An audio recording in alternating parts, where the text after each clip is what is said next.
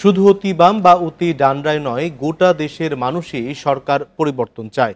এই মন্তব্য বিএনপি মহাসচিব মির্জা ফখরুল ইসলাম আলমগীরের। নিত্যপণ্যের দাম বৃদ্ধির প্রসঙ্গ টেনে তিনি দাবি করেন, দেশ চালাতে পুরোপুরি ব্যর্থ সরকার। রাজধানীতে শ্রমিক দলের সমাবেশে অন্য নেতারা বলেন, আন্দোলনে পরাজয় হয়নি বিএনপির, জনগণ এখনও তাদের সঙ্গে রয়েছে। বিকাশে কম খরচে ক্যাশ আউটের লিমিট বেড়ে 50,000, প্রিয় এজেন্টও 2টা।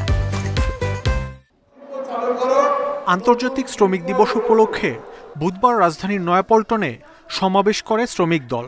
ঢাকার পাশাপাশি আশপাশের জেলা থেকেও সংগঠনটির নেতাকর্মীরা যোগ দেন সেখানে।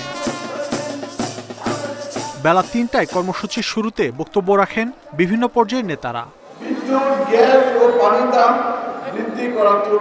জ্যেষ্ঠ নেতারা দাবি করেন, আন্দোলন প্রশ্নে পরাজিত হয়নি তাদের দল, মানুষ এখনো বিএনপির সাথে আছে। বিএনপি চেষ্টার কমতি করে নাই।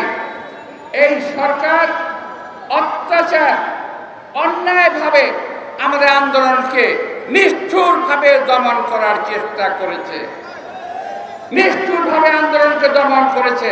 বুলেটের জোরে ক্ষমতায় এসেছে, মানুষের ভোটের জোরে নয়, এবং এ কারণে তারা সুষ্ঠু নিরপেক্ষ নির্বাচনকে বাংলাদেশ থেকে নির্বাসনে দিয়েছে।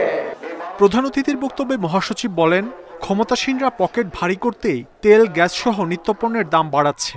দেশ চালাতে তারা পুরোপুরি ব্যর্থ। যখন আমরা দেখি যে আওয়ামী লীগের সভানেত্রী তিনি তার বক্তব্যের মধ্যে দিয়ে বলেন, কি এমন ঘটলো যে বাংলাদেশে অতি বাম অতি ডান একসাথে তারা আজকে আমাদের সমস্যাটা ওই জায়গাতেই যে আপনারা সেটা বুঝতে পারেন না কি ঘটেছে, অথবা বুঝে না আমাদের ভান করেন।